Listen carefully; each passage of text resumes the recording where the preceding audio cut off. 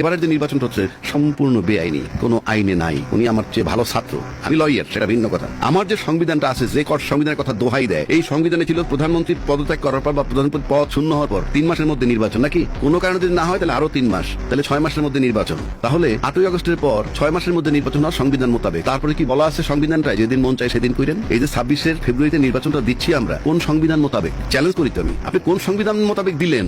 আপনি সরকার বাদ দেন, সরকার তো কালকে বাদে পরশু চলে যাবে, আপনার তো ক্ষমতা টেক ওভার করবেন। আপনি কোন আইনে গেলেন? আপনি এটা নিয়ে তো প্রশ্ন আসবে। তারপরে আসেন আমি বলি সেকেন্ড, তারপরে সংবিধান মোতাবেক আপনি দায়িত্ব নেন নাই। এখন আবার আরেকটা প্রশ্ন আসে যে আপনি যদি আচরণবিধি নিয়ে কথা বলেন, আচ্ছা আপনি নিজেই তো আইন মানেন নাই। এবার আপনি নির্বাচনে দেখছেন কতজন লোক ঋণ খেলাপি যারা স্টিল আছে প্রার্থী হিসাবে। তারপরে আপনার কি আছে, দ্বৈত নাগরিকত্ব। আরে ভাই, আপনি নির্বাচন করতে পার হবে কেমনে? পার হইলো কিভাবে? কন্ডিশনই তো দেওয়া আছে, এই কলাম পূরণ না করলে আপনি প্রার্থী হতে পারবেন না। আমার তো হাইকোর্ট পর্যন্ত যাওয়া লাগবে না, আমার হাইকোর্ট পর্যন্ত যাওয়ার কোনো কারণ নাই। আপনার কলাম ফিল আপ করে নাই, তারটা বাতিল হবে। হইছে, বহুজন আছে। এগুলা কিন্তু সময়ের, এগুলাই কিন্তু এই যে বহির্বিশ্বে যারা বসে আছে পতিত সরকারের, তারা কিন্তু অলরেডি এইগুলা দিয়ে ছোল মারবে এই সরকারকে, যেই নির্বাচিত হয়ে আসুক।